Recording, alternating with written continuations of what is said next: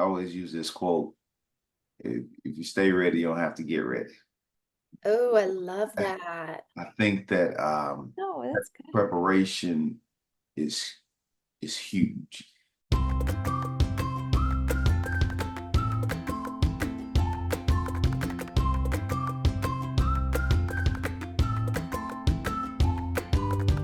Hi, I'm Crystal Luce, Professor of Education. And I'm Amy Ketchum, pediatric occupational therapist. Welcome to Plant the Seed of Learning, the podcast where we merge education and medical models to bring you science-based, practical insights on all things early childhood. Whether you're a parent, teacher, therapist, or policymaker, we're here to help you support children from the start. So, welcome everyone. Today we're going to begin with a fact or fiction that is very pertinent to our guests that we have here today. So, Crystal, fact or fiction? Trauma-informed practices help educators figure out what is wrong with a child. Fact or fiction? Fiction. That is fiction. Trauma-informed practices in early childhood education focus on creating safe, predictable environments. We want to build secure relationships and regulating emotions to support children's healing and resilience. So we're not looking for what is wrong with the child. We're looking for how to best support children. We want to shift from the thought of where we might ask children what's wrong or what's wrong with this child, and instead think about what has this child experienced.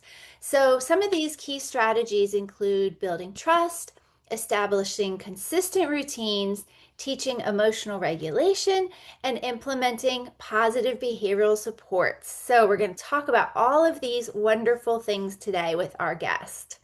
So let's welcome our guest. We are so excited to have Dr. Jarmel Bell. I met him at a conference where he was presenting his recent research, and I was fascinated with it. Welcome. Welcome, welcome, welcome. Thank you for having me, Amy and Crystal. Thank y'all so much. I really am excited to be here today. So thank you. Oh, we're thrilled to have you. Excellent.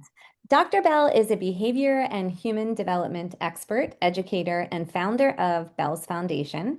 With over 16 years of experience working with youth, schools, and communities, his work focuses on helping people understand the why behind behavior so they can respond more effectively in real life situations.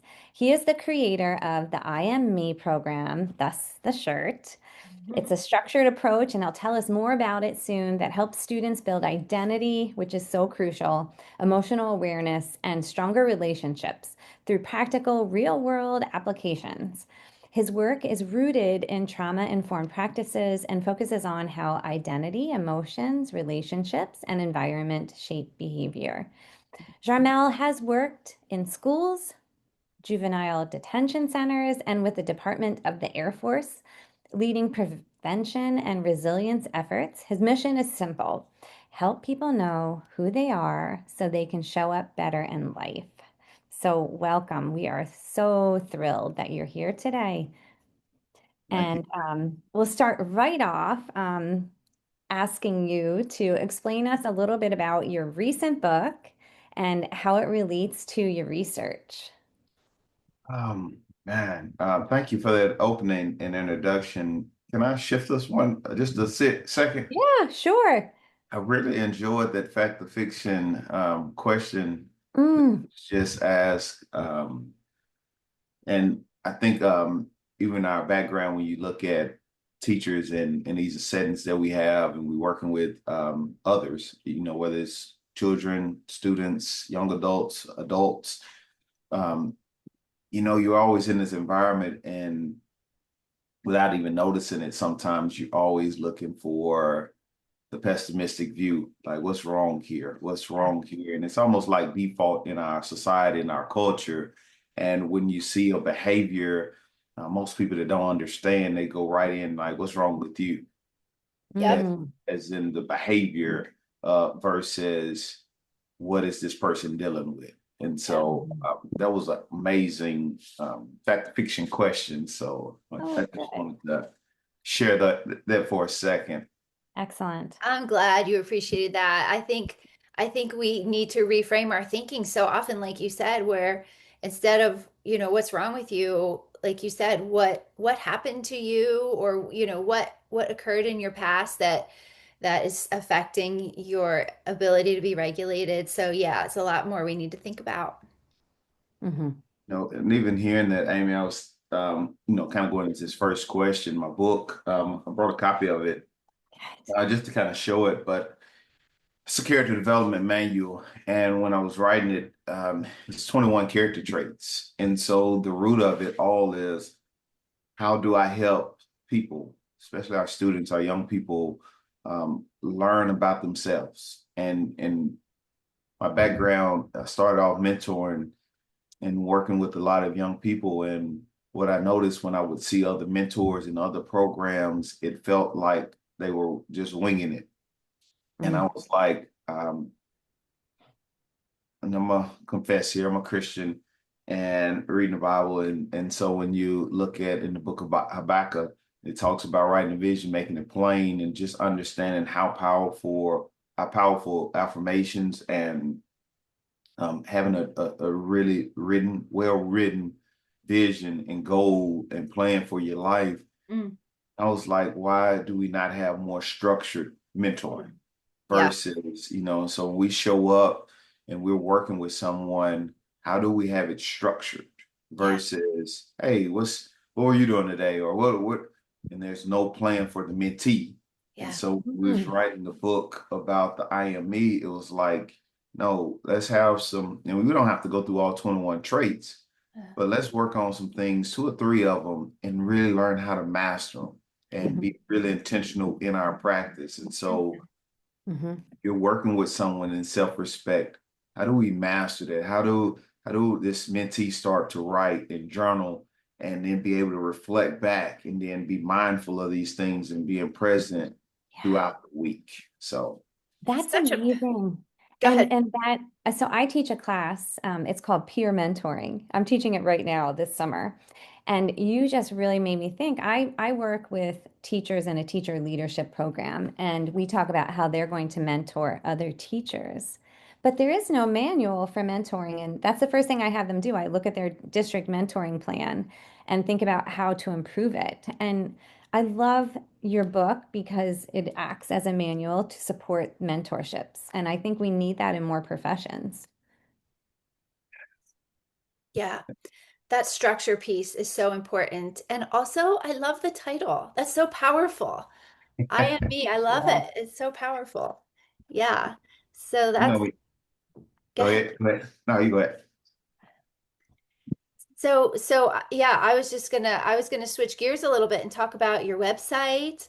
Um, you have a website called Bell's Education, and we will link that in our show notes.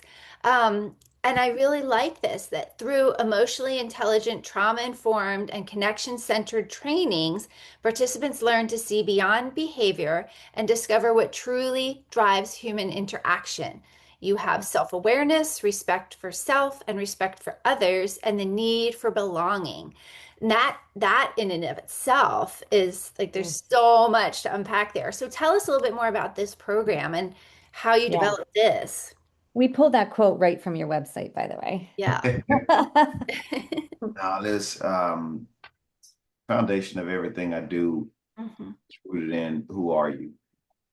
And my background in teaching over 15 years was knowing that I couldn't remember one class I sat in that talks about our emotions and taught us about them. And but you would always see people being sent to ISS or out of school suspension or a lot of fight and a lot of conflict, right?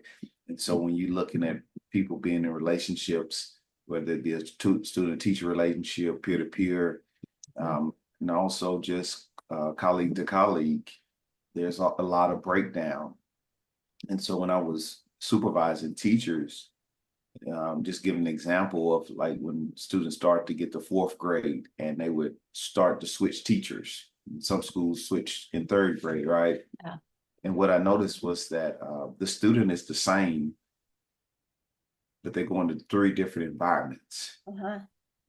And what was not consistent was the values and the expectations of the grade level teachers. And so whereas in one class, a student may get in trouble because of the expectations are different. You know, one teacher may um, demand raise your hand before you speak, whereas that's not the norm in the next classroom. Gotcha. So I wanted to make sure our young students and our students in general get to a space to where, like, who am I, and how do I thrive in each environment that I'm in. And so when we looking at the website, I wanted to really study emotions, Yeah. really found that foundation of when things may not feel fair, Mhm. she's not treating me right, or that, but if I understand who I am and I learn that, you know, through words of affirmation, through self-talk, you know, I can be in different environments and still be myself and I can still thrive. And so when you're looking at the website and you're looking at the behavior response, the trauma informed, all these programs that we do, it's all rooted in who am I? That is so true. When I think back, I teach in higher ed now, but when I was in the K to 12 setting, I would go to different classrooms because I was an instructional coach and then an administrator. But the most successful classrooms that I entered were the classrooms where the teacher got to know the students personally. And I think that's what you're saying. Like, you have to get to know the students before you can build and teach in the classroom, or you won't have a thriving environment. And I recently listened to a podcast, and the principal in the building took 2 weeks every year where all the teachers did in the building were get to know you activities and fun activities for 2 weeks. And she got flack for that, but her test scores were higher than the other classrooms. I mean, the other buildings in the district. That's amazing. Yes, you know, same similar story, co-signing here, and it's different strategies. And when I first started teaching seventh grade math, seventh, eighth grade math, we did connected math principles too. And we went from more of the rhythmic to the more narrative math questions. Mm. And all the research stated showed that that transition, year one, you tend to go down or have a reduction in scores because the students are trying to adjust and get acquainted with the new way math is being delivered, the new implementation of it. And so, but every twice a week, I mean, twice a month, we would stop class on Fridays and I had a book and we would have, it had nothing to do with math. And I thank my principal for giving me that freedom of it. But it was short stories and just real authentic things that's happening in life for my middle school students. Mm. And we had a closed door policy where we talk about staying there, and it built a really strong community in the Mhm. class. And at the end of the year, our test scores went up, and it Oh, was wow. they loved hanging out Mhm. Mr. Bell's classroom, and I felt like they performed for me, you know, and they gave it their best. And so I think you right on, Crystal, when you said that, like when students know that you care, Yeah. Yeah, I they really believe it. And yeah. there's so much to be said for that social and emotional learning, making space for that in school. We talk about that a lot, as it pertains to kindergarten readiness, starting with the youngest children, teaching them to name their emotions and name their feelings and how to communicate with their peers, and those aspects of education are really critical. I love that. I love what you're doing. Mhm. I know you do some work with teachers on trauma-informed practices. Can you speak more to how you support teachers and how those trauma-informed practices are necessary for classroom management? You know, as we've been talking, one of the reflections I'm always, you know, in this mode. I love learning, so I'm just always try to stay locked in. And as I'm hearing about trauma, one of the things about the IME program and even the mentor book and the guide, it's all rooted in exploring, allowing the participant to explore themselves. And so even though there's 21 principles in the book, Hmm. it's not about trying to make you fit. is structure. It's not about trying to make everyone be the same. But there's topics, and it's like you explore self-respect for yourself. You explore what good hygienes look like for yourself. You explore what good manners look like for yourself, right? But then you get a chance to define it. And so when you're working with students, you ask them to define respect because they're very passionate about not being disrespected. Yeah. But then most of them don't even have a baseline or foundation for the definition of it for themselves, right? Mhm. I say that to say when you ask about the trauma-informed practice is you learn that these students, the teachers even included, how do you define your trauma? And I think that it's easy to, look at someone and they tell you that something was a traumatic experience for them, whereas to the next person they dismiss it like, oh, that wasn't that bad, or they would look to minimize that experience for someone else. And that's why a lot of people also use the language adverse childhood experiences, and so Yep. when you're looking at these different languages, the reality of it is what happened and how did it make you feel? Right. What is the impact of that? It's not for me to try to define it for you. And I think it goes back to just trying to help teachers slow down, slow the moment down, and instead of reacting right away, we try to teach them what might be going on right here. Right? You see a student yelling out or being aggressive. What is the student telling themselves in this moment? Where is this energy originating from? And I think when we try to slow down for a second and see what's driving this, is it the environment? Is the student overstimulated in this moment? Like what is happening? So that's the work when we try to support our teachers with trauma-informed practice. So I love that you're mentioning that because I think that's something that a lot of teachers and therapists and really anyone working with children struggles with daily is not just the classroom management, but when a specific child is acting out, how do we address that? How do we respect the child, honor the trauma with, whatever they're feeling, but still, how do we deal with that? Do you have any strategies or what do you recommend what we can do in the moment when a child is very upset and a child is acting out? What's sort of your go-to recommendations for teachers and therapists? That's a loaded question, Amy. I know it's not easy. And I I mean, know there's a lot of different schools of thought out there. And yeah, yeah, and it depends on the age. And I know it's not easy, but give us some of your no. thoughts. I mean, specifically, like if a child is throwing a chair across the room, Yeah. like what are some steps to break down how to respond? I think number one, I always use this quote: if you stay ready, you don't have to get ready.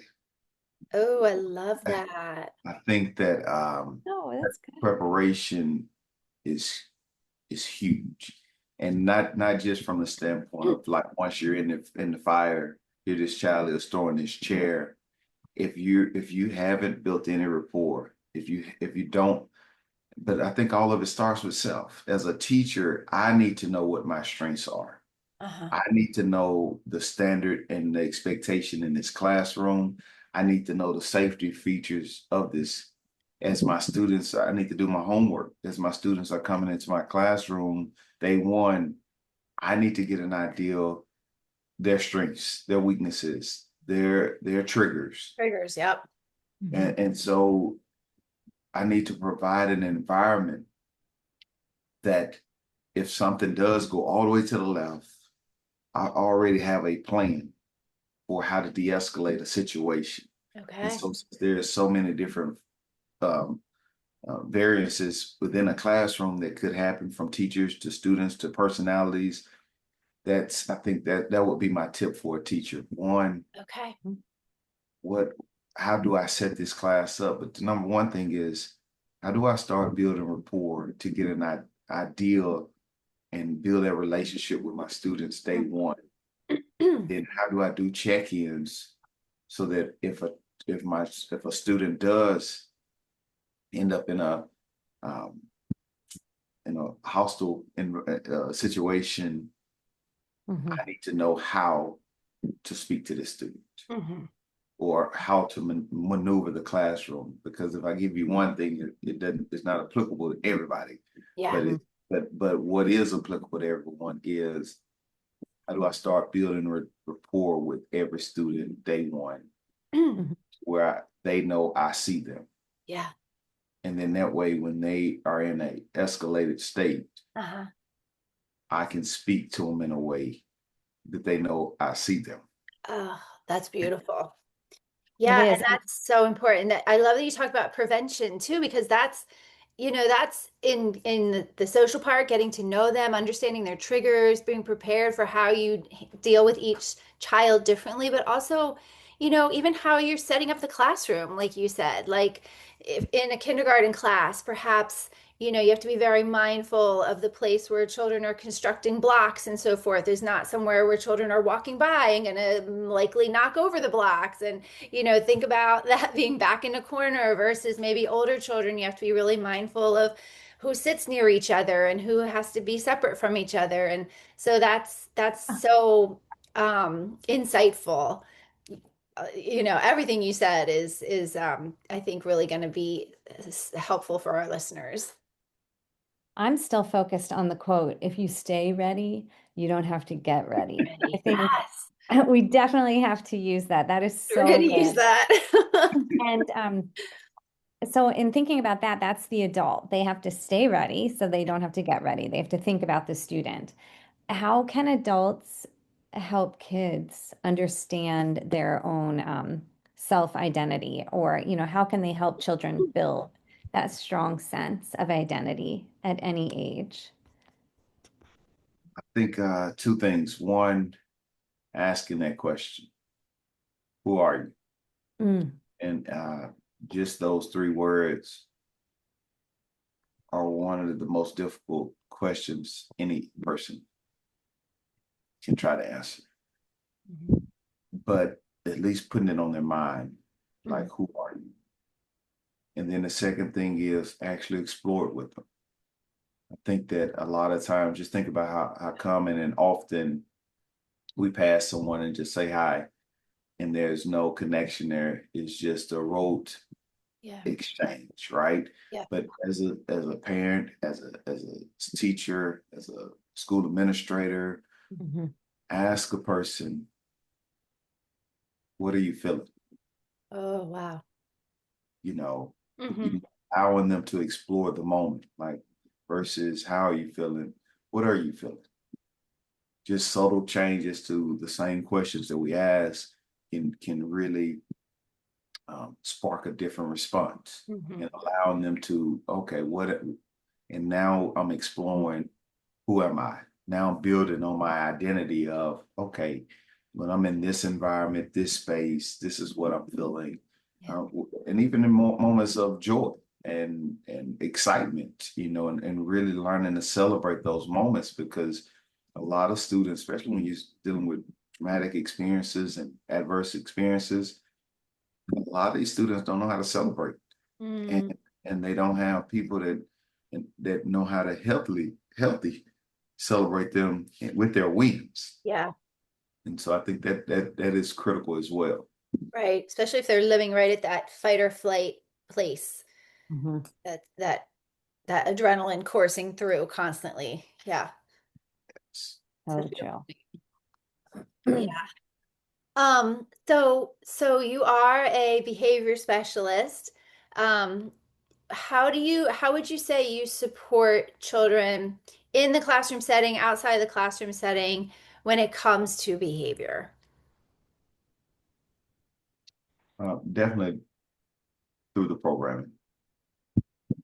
But you heard the quote earlier, Hmm. even though my background is in math, I am huge with all my students have to learn quotes. The only criteria is it has to be inspirational, motivational. Mm. Um, but they, I realized that a quote is going to do one of three things.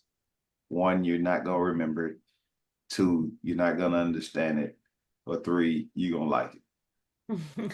And so they get the opportunity to go and find one that fits them. Okay. And then once we're in a environment where all our students are learning quotes, Mm. energy and the vibration that's in the room, and they learning how to introduce themselves properly, how to interact properly, sharing quotes, Mhm. it just kind of grows legs, and then students are coming to you and they're like, Amy, I got a new quote for you. Crystal, I got a quote, and there's an understanding there, but we also extend it by asking them what does it mean to them. Uh-huh. Yeah. And so we don't want to stop right there at just the application. I want you to synthesize it. I want you to tell me how does this apply to you? You know, I want you to Mm. um, really be reflective in your thought process. So, um, and now when they go out, and I was really inspired by this through that Pursuit of Happiness, to Will Smith, when he Yeah. got in the car and solved the Rubik's Cube. Uh-huh. I want my students to have a tool Uh-huh. in their toolbox that can create a wow moment when they meet someone. And so it was through quotes and through conversation. So Oh, so smart. And you're bringing that critical thinking piece where they Mhm. have to really understand what it means to them. And that's when you find a quote that really resonates with you, that you can apply to so many areas of your life, that can be a really profound moment. And also literacy. We love it. I know anything for literacy. I'm Yeah. a former literacy teacher, and so I was excited to hear about the quote thing because I too used to use quotes in the classroom. I would use quotes and I would use songs, and students could either write from a quote or write from a piece of music that speaks to them. And it was so amazing. I would do this with middle schoolers to see what the quote meant to them or what the song or the line from the song meant to them, and then they would have to write it about it and make a connection to themselves. And I think over the years we were losing that connection to self because so much was about test prep and just teaching to the test and the state assessments that we lost that piece with the students where they were connecting to themselves. So I really appreciate that about what you do with students and your whole program and the training that you have for students. I am me. Maybe you could talk to us a little bit about your flagship training called I Am Me, Know Who You Are. and there's an extension, and that's a lot of it there, right? Most people tell us who we are. You know, even I was reading a book um, titled The Four Agreements, and one thing I was noticed in the book was it talks about even when you're born, someone gives you a name, right? And someone tells you what to do and who to be. And so throughout this whole life, you're giving titles, you're given everything. Yeah. And so most people like, well, who am I? Mm. And so in this I am me part, that's the title. I'm the dad, I'm the mom, I'm the teacher, but when you really get to know who you are, and that's what I tell some students, like when someone asks, who is Jarmel? Jarmel's a person that loves to laugh. And so they're like, well, what's the difference, right? Well, that's a knowing. So I can laugh in the car. I can laugh in the living room. I can laugh at the pickleball courts. I can laugh wherever I am, right? Comedy shows. But it's not saying that I'm a jokester or putting a title to it, right? If I was to like, hey, um, I'm a teacher. All teachers not created equal, right? All wives, our husbands are not created equal, right? Just because I say I'm a dad, now I'm in this box, right? But Uh-huh. knowing of who I am, and it's like, hey, I'm a person that enjoys supporting and taking care of four amazing children that I call mine. Oh. And then so to me that puts a different spin on I'm a dad or I'm a father, but there's a knowing. And so that's what I am me, know who Mhm. you are is about. I am me, Yeah, it's a title, Hmm. but the secret sauce is, do I know who I am in that space? So I love that secret sauce. And I think it's important too, when you know who you are, to feel comfortable sharing about yourself, Mhm. because that opens the book to others. So many of us keep our identities inside because we fear sharing them with others because we don't know how people will interpret them. I mean, social media, you don't want to post a lot for fear that people are going to look at it and not like it. And I think we do the same thing when we're in a room with people. We don't want to overshare, but that's how people get to know us. Mhm. Builds confidence. I'll say this, going back to that title, if you think about it, that's why we have, honestly, a lot of attempts on our lives. There's been an increase in self-inflicted harm. And a lot of that is sometimes become attached to a role or position. And so when I was working with the military, that was one of the things. Like, I am the military. And it's like, no, it's a position, right? Where I Mhm. am the teacher, where I am the spouse. And they sometimes you can lose a sense of like the reality of who you are Yeah. and become the position or the title.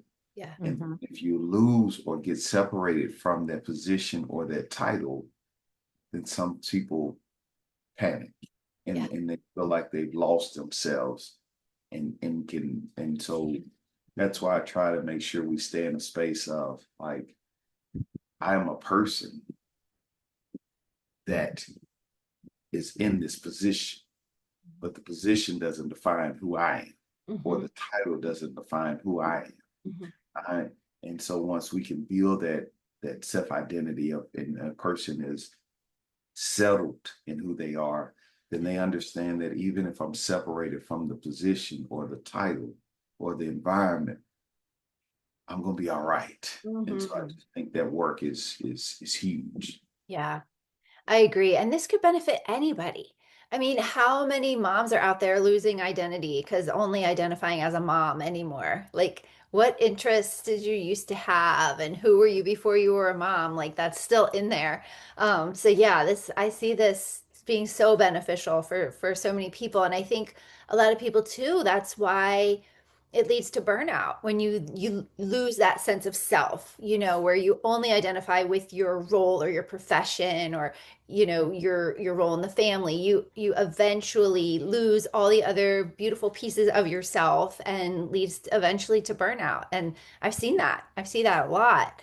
And the other thing that is really making me think is this sense of identity that you're fostering in children and how early children learn their own identity and how early that becomes cemented, and even like racial identity and their culture and where they fit in their family. Those lessons are learned very, very early that we don't always realize. So talking to children, giving them the language to discuss these things and feel comfortable talking about themselves and their own likes and what makes them like and different from their peers is so enabling for children. I love what you're doing. It's wonderful. It's so good. It's so good. Yeah. It truly is. So, so if one of our listeners wanted to book a consultation with you, tell us a little bit about that. What would that include? How would they go about that? Simply just going to the website, bellseducation.com, and throughout the programming, or I mean, it's literally all over the website. Consultation is free. As soon as you submit it, you'll receive a Zoom link and we can, chat for 30 to 45 minutes. And I'm willing to help anyone. I just really enjoy and just think that education is so pivotal in our lives. And I think people struggle, Mhm. some people talk about how a breakthrough just on the other side of just that one moment. And so sometimes it's just, hey, let me book the Jarmel for a few minutes and just pick his brain or just vent for a second. I just need somebody to vent with for a second, and I'm here for it all. Good. think the power of mentorship and pen pals and just brainstorming. And if I can support you, um, I'm here for it. Oh, it's wonderful. Speaking of support, what is one piece of advice you have for our listeners as we come to the end of our time together? Okay. Um, Number one is learning how to respond versus reacting. Mm, And so I just think before you correct behavior, just take a moment to try to understand it. And I think that begins with trying to understand yourself. Sometimes things that trigger you are us seeing ourselves in the mirror. yeah. And when we get an understanding of, hey, I don't like this behavior, it may be something that you're seeing in yourself that you haven't fully dealt with and got to a place to where you're at peace with it. And so one piece of advice I would love for your listeners is just take a moment. And before you correct behavior, just take a moment to try to understand it. That's great advice. That is beautiful advice. Thank you so much for sharing that. And thank you to our listeners for listening to Plant the Seed of Learning. We want to thank our guests, past and present, for sharing their knowledge and their work. A special thank you to our producer, Penn Ketchum. And you can find our podcast wherever you listen on YouTube, Spotify, or Apple. We can't wait to learn from you and plant more seeds of learning together. And thank you again, Dr. Bell, for being with us today. Thank you all for having me. I just want to close with this last statement and just say at the end of the day, behavior is a response. And when we help children understand who they are, what they're feeling, and what's influencing them, we give them the ability to respond different. And so we can do that early. We don't just have to change behavior. We can change how they see themselves and how they show up for the rest of their lives. Oh, beautiful thing to end on. Thank you so much. Thank you. You have a great day. Thank you. Thank you. You too.